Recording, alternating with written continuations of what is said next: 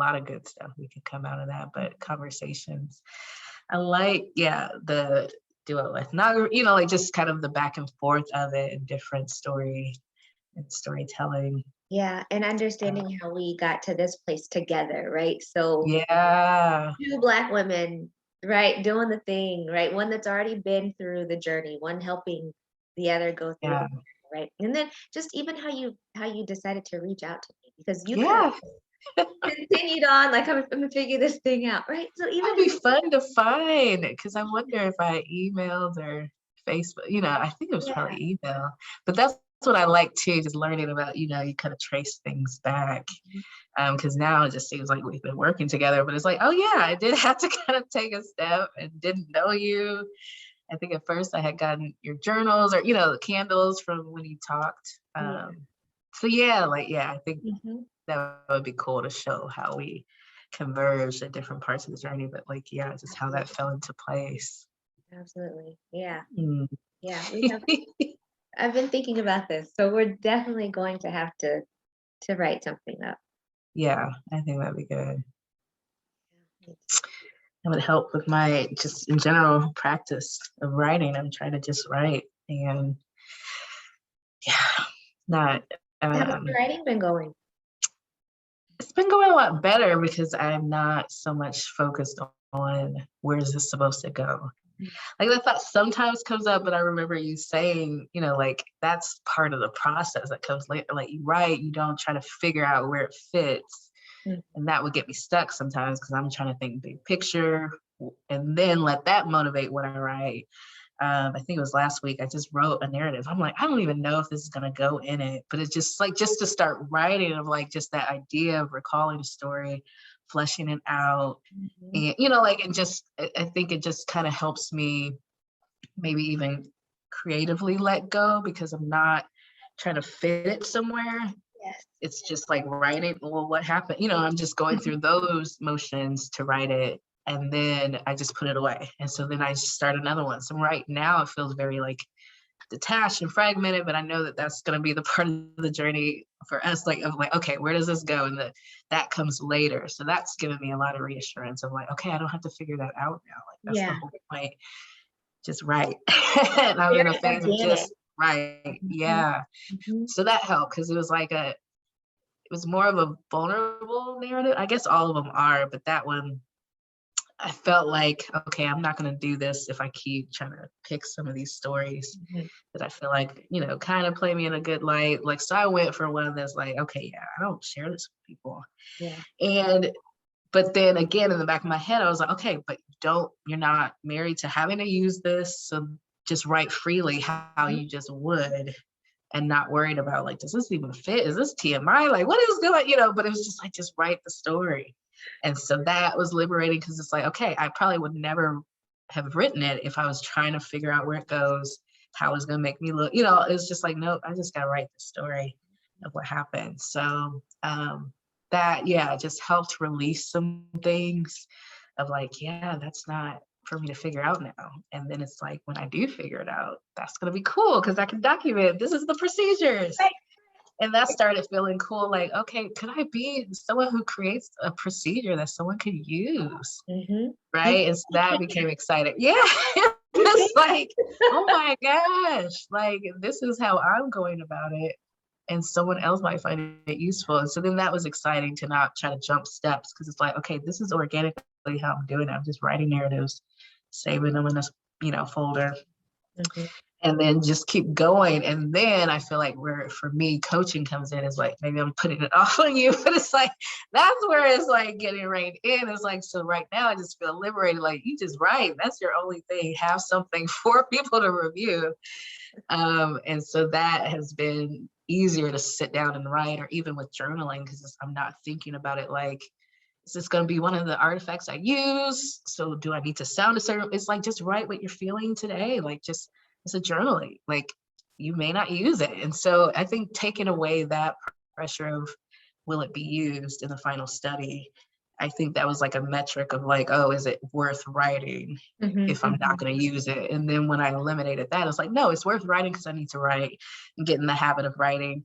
And I may never use it. I may use it 8 years from now. So that isn't the focus. And then I'm not trying to curate something specific, which I think was stunting my writing. It wasn't coming through, or it was coming through very like, I think, when you were reading my job app stuff, like very much like pressed, give me this job. This is everything.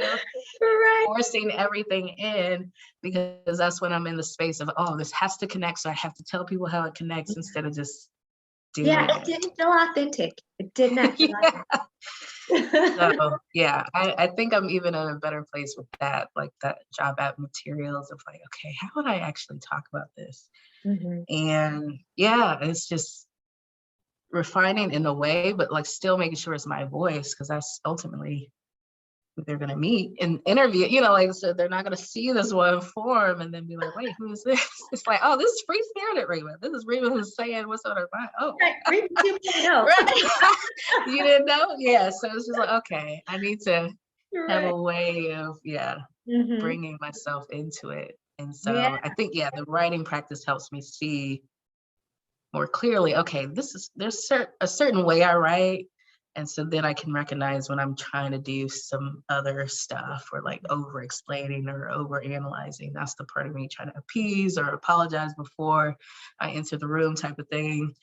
And the other one that is very just curious, or I'll say things that are kind of pointed, but it's like, okay, this might offend people, but it's like, that's kind of, I like to do that sometimes. I don't know if I'll keep it in my diversity statement, but what I thought of was like, I kind of opened with this sentiment of like, these statements are exhausting to write as like a Black woman. To talk about, because I was like, often the conversation feels one-sided, so it's hard to just delve into my idea of diversity and but then I kind of went and tried to tie it to the school, but your school, but I was like, okay, that might be risky to be like, this is exhausting to be asked to write this. Just keeping it real. I was like, if I'm honest, like these statements, and then I kind of go into my research interests and tie it to social justice and Black women, but still it's just kind of like, I think there was a part of me is like, why I gotta write this? And what are y'all doing? You asking me what I'm doing? So I'm trying to still find my cadence, but I know that that's more of my voice than where I started with the very formal and research. It's just like, we can get to what research says, but let me just tell you how I'm entering even the statement. The space I'm in of having to write this down and share, because to me it was like giving of myself and contribution, so I linked that to all these kind of efforts. So I was like, okay, this is kind of me. This is kind of how I maybe approach things, or I'm trying to be more aware of like, emotional labor, all that type of stuff.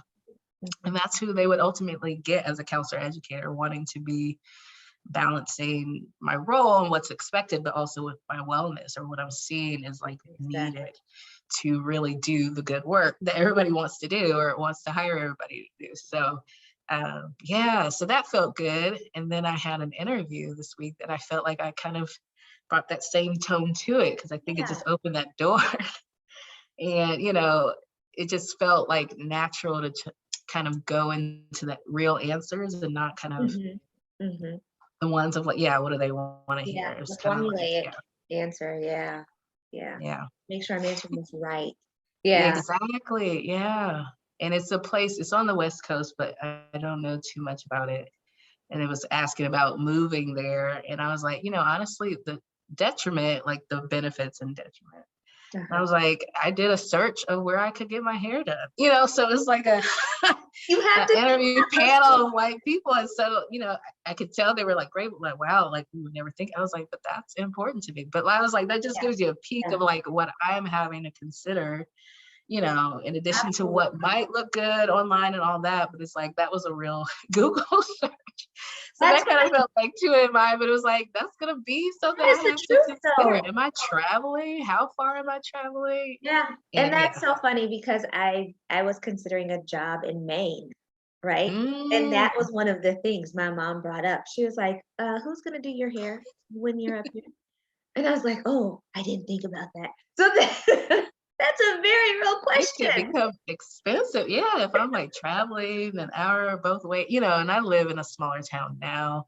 So I Yeah. know a lot about that, you know, because I have my hairstylist and she's an hour away. So I'm like, I could just only imagine though being somewhere more remote or without options. I live close enough to a big city, but you know, I felt like surprised that I just brought it up because it's like, yeah, it may seem so insignificant, but I Mm-hmm. think I did it also as a way of like sharing like culturally. So that was my answer instead of saying, oh, cultural difference. It's like Yeah, that yeah, was a way to make it real. Like this is what I would have to figure out. for sure.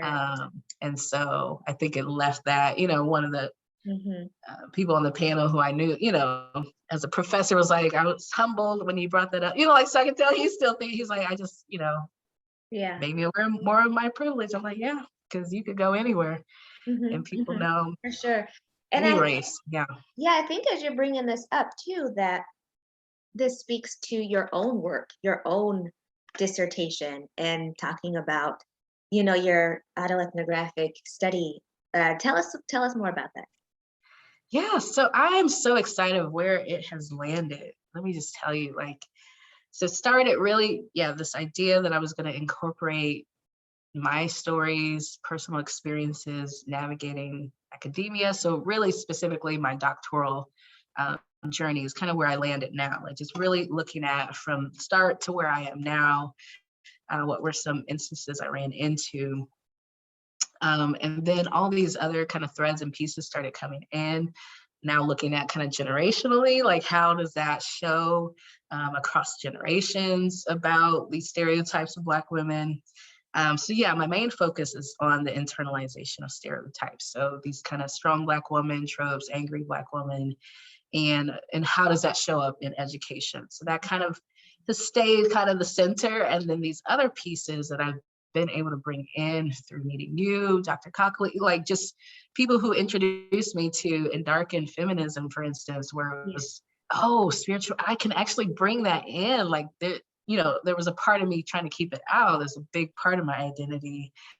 Um, but I feel like it was your definition and your dissertation that really got me going on this now wellness and like really for Black people is we cannot separate really all these three things, the social justice, wellness, and spiritual, like they're all housed together. Mhm. Even education, I feel like would fit in there. And so while I'm looking at spirituality as the separate identity, now I'm seeing it more clearly. No, this comes out when I, you know, am upset about social injustices. Mhm. And it's been a part of the Black church, right? Like there's so much overlap to how you define yourself as a Black woman that ties to spirituality. So that was a piece that had to come in because it was like, okay, yeah, how can I talk about any of these things, education, social justice, and Mhm. being a Black woman without bringing in like that this is the forefront.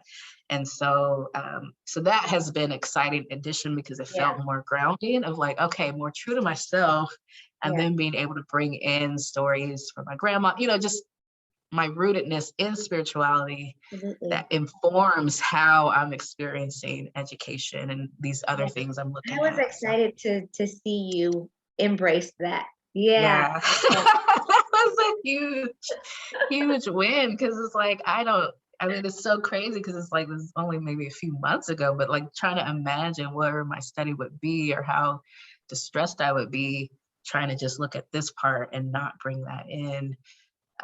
Yeah, I just, yeah, because now I can't not see it. I can't not see spirituality with social justice and like meld it together. And then Black women being at the Yeah. forefront of justice and spirituality, like it's just, I can't not see them together. And so I'm like, wow, what was I gonna do before? Yeah. And so then the wellness piece came with that. And I think, you know, Yeah. being introduced to your coaching program, and that whole aspect of wellness being kind of this total person and Mhm. wholeness of self. And so within the context of academic wellness, it fit with my study because I was trying to look at, you know, what are the impact of these internalized stereotypes, and, you Yeah. know, wellness was an area I was kind of looking at, but now to bring in like spirituality, like incongruence in any of these places, right? And how would that impact wellness? Mhm. So it fits so great, like even with my study itself, it feels like an act of wellness because it's kind of bringing these parts together. Absolutely. that initially I was trying to separate. So it's Yeah. kind of like, wow, like I'm becoming more congruent and the study is transforming as I do it. And so, yeah, I feel like there's going to be a lot of implications from that, like what spaces exist that try to separate the either, Uh-huh. okay, like this at church or be like this education, don't talk about spirituality here, you know, right? And just that's the defragmentation, that's the kind of incongruence that creates that unrest. Mhm. So I feel like, yeah, I'm on the verge of still finding out, like, wow, like in my study itself is like resembling or displaying wellness, like for Mhm. academia, like here's how you can be well and do this good work. Yes, absolutely. So when we started with the we did the 16-week journey. So when we started on our 16-week journey, so I initially wanted to look at what you're writing, what you're trying to do, right? So then when you sent over your writing and our first meeting, I was like, okay, so we need to talk about some of these things Yeah.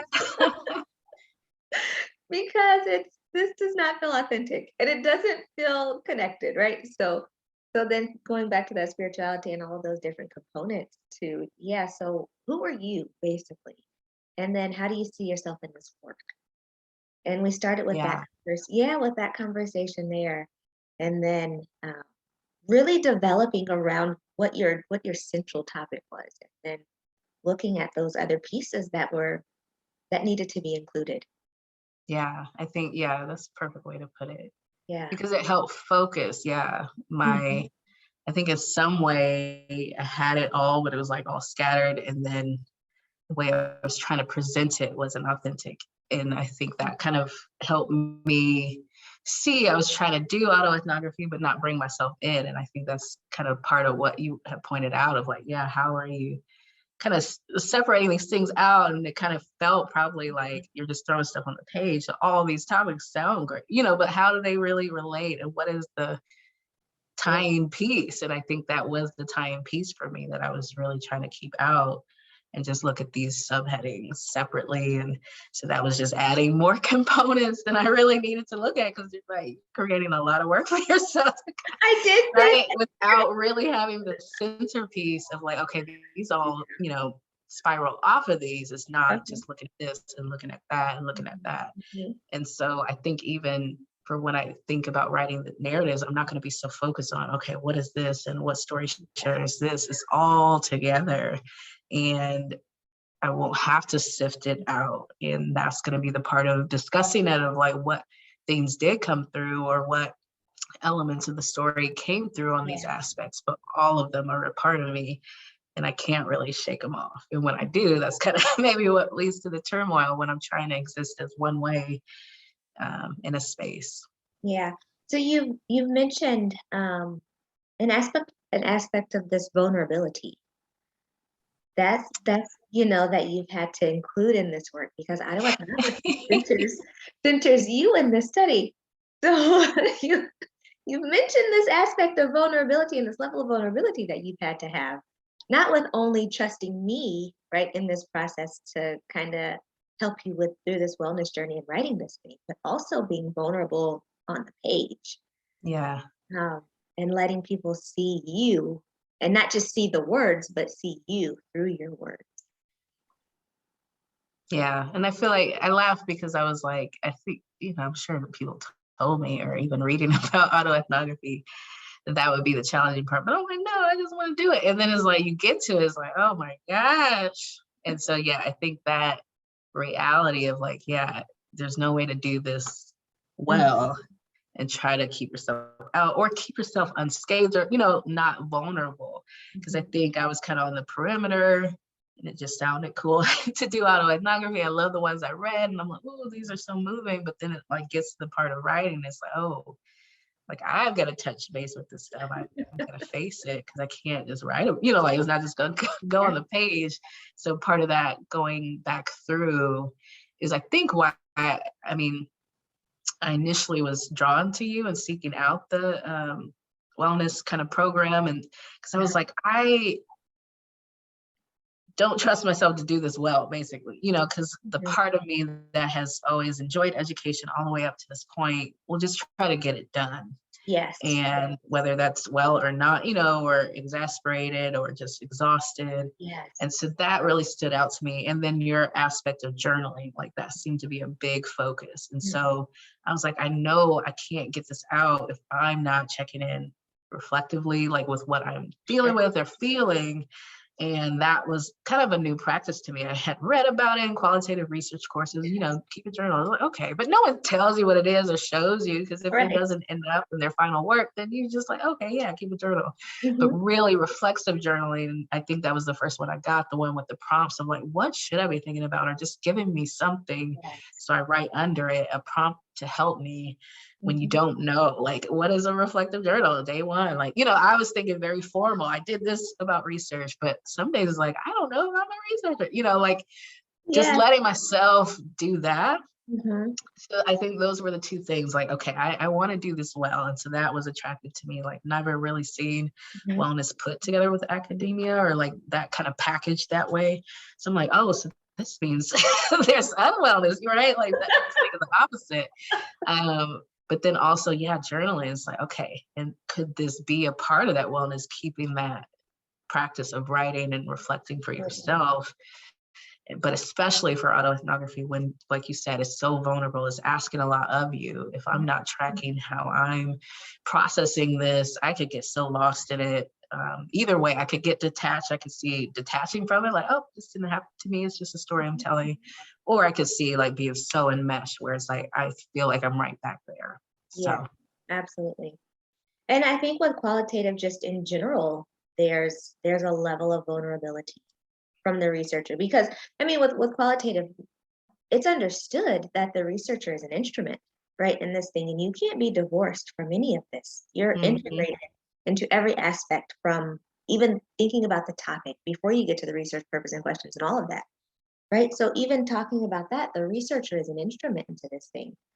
So there is a level of vulnerability and reflexivity that is required for you to do this. Absolutely. Definitely. So then, so when I was also going through the process, right? And people, like you said, you read about journaling, you read about these things.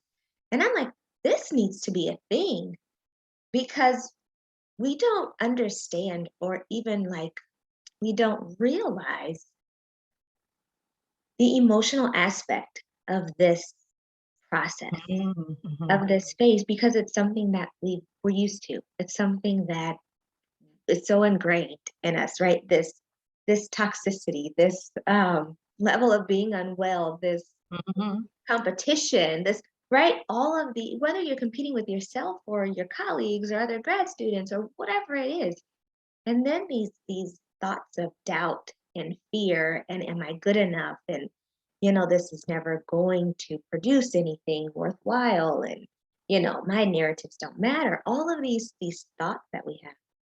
So that's why I'm like, this has to be a thing, this has to become a thing. Journaling and the wellness component to academia, and especially grad students, especially researchers, right? Because there's this, we have to produce, we have to produce, we have to produce. And you're more than what you produce, but you get lost in that, right? You have to produce. And if you're not producing anything, then you feel like you're nothing, or you feel like you're less than. So and this dissertation process, right? So you're producing things, but it's not the final piece. Yeah. It's not the final piece. So that makes it hard too, when you're just, putting your head down and kind of trying to grind it out. And it's like, when will this ever end? Yes.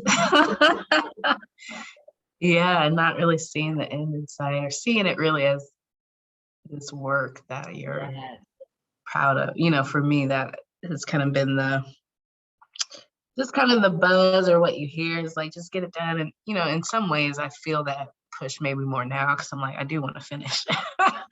Don't get me wrong, like, I'm not trying to still be here, but there's still an element of like, how do I want to finish? Yes. And I think that's where taking time to slow down and get congruent with where my foundation was. And it seemed like after that, I mean, things were just rolling. I mean, just kind of, like my oral proposal defense was like, I mean, it's just amazing because of just, I think, all the work to get really grounded and know why I'm doing what I'm doing, being able to kind of just know that type of thing. I just got IRB approval last night too. I don't know if I told you. You haven't told me yet. That was one review. I know. I probably did. I think it was like That's late. It was 6 or 7 fantastic. last night. Yeah. Yeah. And that's unheard of. But, but I had, obviously been working with you and then had the proposal defense first, and just our work together, even getting that super succinct, helped me go right to that IRB application. And I just knew I probably gave more, but it was just like my procedures were, I just know they were just super clear because I had just defended to you basically in practice, then my team. And so I feel like, okay, if I would have done that before, I know I would have more revisions because I just wasn't still clear on what am I really doing. And I had stuff in there. You're like, why is this on the slide? I'm like, I liked it. So even up until that point. Talk about that process to propose. Oh, lady. Yeah. I mean, I think at first the proposal was daunting of like, how do you defend this thing that you've been working on? Right. For me, I think, the last 9 or 10 months, like for chapters 1 through 3. And so I'm like, how do I make this succinct? So that was, I think, my first challenge, just trying to put way too much on every slide. And like, there's no way to capture it all, but I wanted to. And then it was creating probably this part of me that was feeding into, you don't know your study, so you got to put all this on the slide, So it was kind of a back and forth internal process of like, put everything on there because you don't know. But I think, with the feedback from you and kind of like stripping away, I had to be confident because it's like, there's really just a few words on here and I really did know it. And so, I mean, but having the little, cheats or whatever kind of lends itself or in my case to like, you don't, and so you need to like review everything and just say it verbatim as you wrote it because that's what they approved, right? That's in my mind. I'm like, that's what they approved, so just kind of recap everything. So I think that was the lack of focus, but then definitely getting to chapter 3 and talking about my process, I feel like I just maybe even didn't think it all the way through, or it was really getting closer to, okay, now actually, how are you going to do this? And chapter 3 can kind of be vague, but I think having my proposal before I did the IRB application prepped me more of like, okay, no, really, how are you going to do this? Like how? And so when we went through that and I was just putting stuff, because I was like, okay, I'll analyze this way, I'll analyze. You're like, that's a lot of analysis. And you sent me 37 slides. And I'm like, wait a minute. You're not gonna have to talk through in 30 minutes. I was just, there was no way. There was no way. And it just helps to cut away and just be like, because they can always ask about something else. I don't have to put it all here. Right. So that was the initial pressure I was kind of working under. How do you recap all the stuff you've been working on?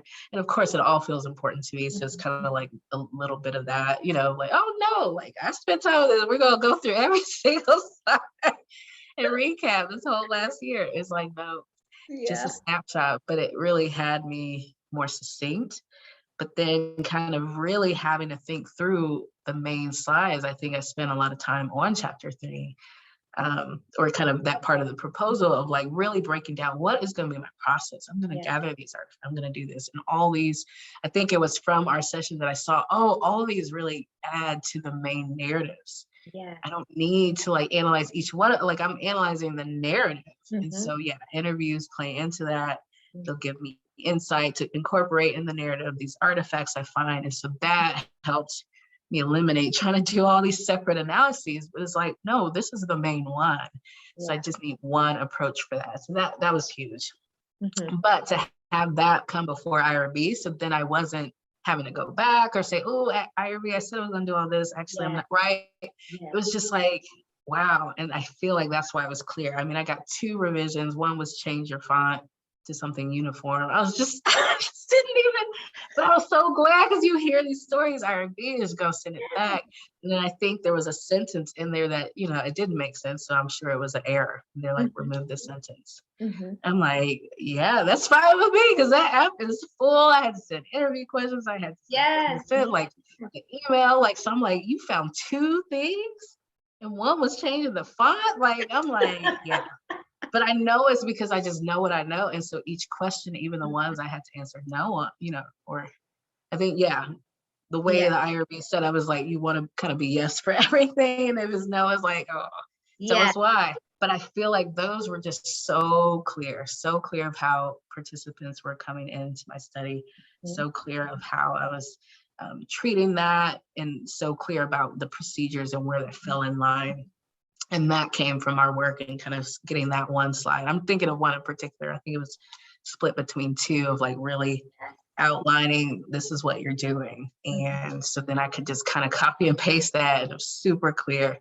I'm a participant, and then they come in, and then here's what I contribute to, and here's what they're contributing. Like, it's just clear. And I know that's what they want. I know I was like nervous, like, I heard me, she doesn't care about my study. When I went to I tell you about the opposite. You're like, they're not supposed to, like, they just want to see clear.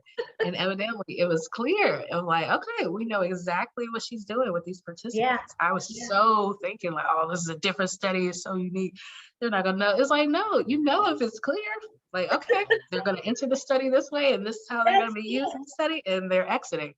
That's all they wanted to know. But I'm like, oh my gosh. So that just helped me. I think that process of you teaching me how to like peel back, like, or not peel back, but like condense and kind of take away the fluff and the extra stuff. Bare bones, what do you need? And I think having that presentation step before that helped me bring that same process to IRB. Bare bones, what are they really asking? Don't give more. You don't have to describe the whole study because you like your study. And we like, just answer this question. Yeah, we did. Practice for that proposal, man. I mean, it was okay. Here, nope.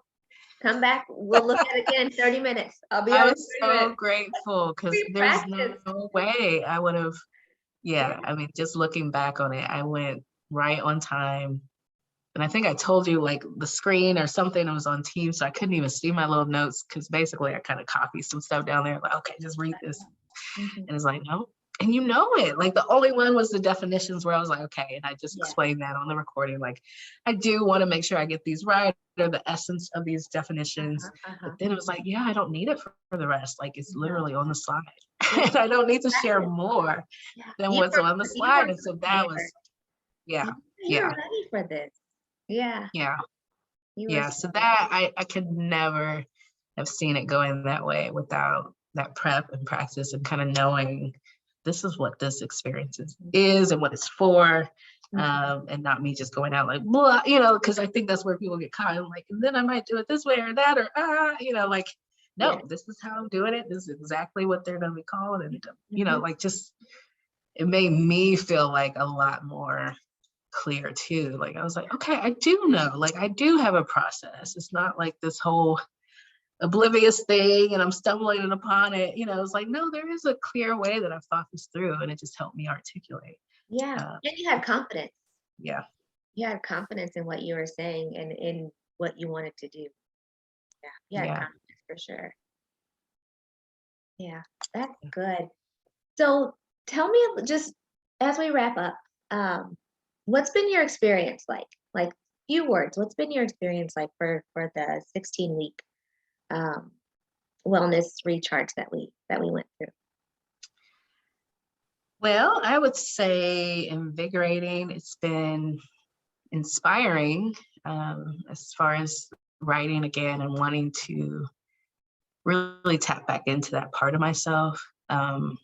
It's felt balanced in that, it hasn't taken over my whole identity. I think when I think of the journaling and that integration, it's kind of been helping me see like, okay, I like doing this in general. So I have, a couple different journals, and but also cultivating, okay, there is a part of me that approaches research, and I'm developing, I think, that researcher identity.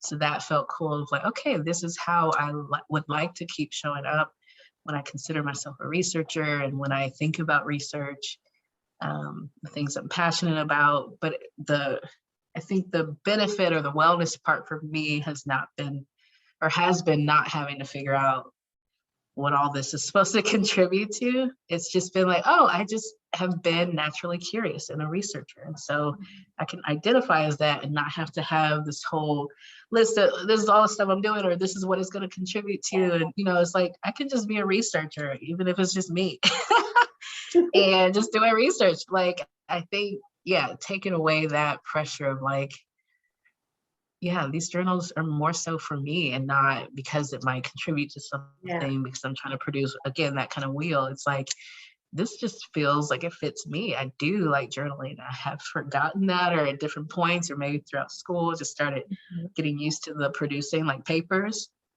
But I'm like, I've always journaled like my thoughts. Like, so it feels a little bit like returning to that too, of like, I've always had questions. I've always kind of written them down. I've had this kind of dialogue. For me, it felt like it was me and God, and just writing was one way I did that. And so I'm like, okay, this feels familiar, and it's not, I guess academia doesn't own it. I think that would be how I sum it up. That they don't own this part of me. I love it's like, it. I'm finding it through academia, but like, I think, yeah, that's the wellness, that's the wholeness of like, this has always been a part of me. So like, no matter where I land, if it has no connection to academia, like this is still mine, right? Yeah, I love that. Yeah. Yeah. So in that same vein, what would be a nugget or a piece of advice or something that you would tell maybe social justice scholars or grad students, or what would you tell them? And it could be anything. What Yeah. I want to say, yeah, you know, seeking that true kind of wellness of yourself. And I guess the word that comes up is congruence, like everything you do, making sure it's kind of balanced with that. Or I don't even want to say balance with that. Like that probably has to be the overarching foundation. And so especially social justice oriented scholars, I feel like it may not be the popular thing, or, you know, at that moment, but it's your passion, and that's kind of where you feel rooted. And so finding a way to, I would say, remind yourself that this is important. The work I'm doing is important, and not just the work that people are focused on now or pivot to or want to give funding to. And it can be discouraging, but it can also be very grounding to know, okay, I'm contributing, and I feel well. Like I feel like my whole self gets to contribute and not just a part of me, and all that kind of things. Yeah. Yeah. That's awesome. Well, we didn't really have an introduction or an entry point. We just started talking today, right? Yeah, I love that. Just like record, like we're gonna record this.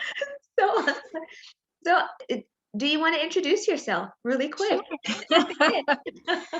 So I'm Rhemma Payne. I am a doctoral candidate at Walden University. And what else? Well, what else? What's the title of your dissertation? I knew you were gonna ask that, and I get so, I shouldn't say scared, but I also really love my title to actually have it print out. So I just gotta read it. No matter how many times I see it, I'm like, I gotta do the order right. You do. My dissertation is called In Darkened Joy, a Black woman's critical autoethnography of remembering self through generational tales of spirituality, social injustice, and education. I love it. So yeah, that's what's on the IRB app. I'm like, okay, no, turn it back. But yeah, there's been so many iterations. I don't think we were working together before it was sunk in place. And I think working with Dr. Coakley introduced me to this idea of like, why are we doing this kind of same narrative, right? This idea that everything is this doom and gloom. Yeah. So although my narratives will include some of those stories, it's like I was setting it up to just be in this dark place. Like I'm like, the sunken place. This is where all the Black people are. You know, it's like, okay, I can be there sometimes, but joy has been why I'm able to even tell these stories. Like there's something, and that is a link to my grandma. Just a characteristic of her. We called her Gay. So joy is kind of like, I get to see that when I see my title of like, there's an darkened joy here. Like there's going to be tough things I have to tackle, but like that's a spiritual principle, right? Like joy is not linked to happiness or situational. Joy is something you pull from very internal, that carries you through. So I was like, okay, that's much more pleasant than the focus. That is your title. That I love it. I love it. Yeah. So really quick, we've mentioned Dr. Cockley a couple of times. So we want to give a shout out to Cockley Bhattacharya. Yes, Cockley Bhattacharya. So we absolutely love her. She's been a mentor to both of us. You can check her out and her work at cockley.org. I believe that's her website. If it's not, then I will definitely change it, but it is cockley.org. And she does some amazing work with helping you ground yourself in your research and become unfragmented in who you are and know who you are and get an authentic voice. So absolutely, we have to give a plug and a shout out to Dr. Cockley Bhattacharya and send her lots of love and light for sure, because we're both mentees, so she's mentored both of us in this entire process, and we've just taken it and run with it. So we absolutely have to send her some love on that. And I'm Dr. Keandria McClish Boyd, and my work centers Black women psychosocial development broadly. So I help Black women and scholars of color and any scholar, right? Essentially deal with some of the aspects of research and understanding that there can be a wellness component to this thing and not just a fragmented place or a place that's hard and you just want to get this done and you're not proud of your work. So you can be proud of the work that you produce when you're going through this process. So that's what we do with Sienna and Slate, through Sienna and Slate. And check us out at www.siennaandslate.com. And we will for sure keep you posted on the good things that Rhemma has going on as well as she begins to shine. Thank you so much, Rhemma. Yeah, thank you.